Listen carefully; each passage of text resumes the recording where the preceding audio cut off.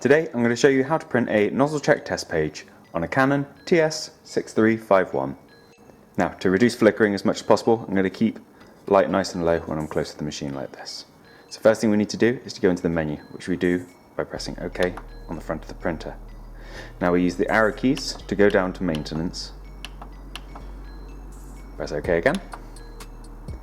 From here, nozzle check is the very top option, so we press OK. OK to confirm.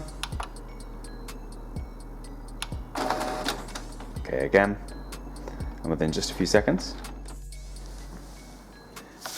Now, once the page has been printed, we've got a breakdown of all of the different colours that your printer uses. You've got two blacks, cyan, magenta and yellow.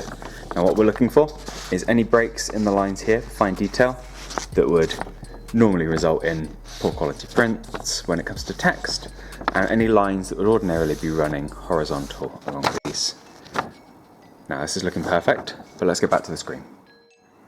Now once we've taken a good look at the page itself, you should be able to identify any particular issues.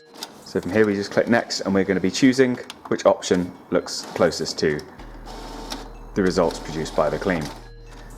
Now our clean doesn't have any missing lines shown in B here, or any horizontal lines running across, so we don't need anything.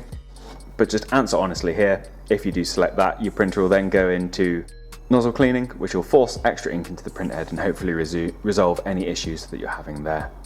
But hopefully your print is just looking as good as mine, and you can carry on printing without any further maintenance.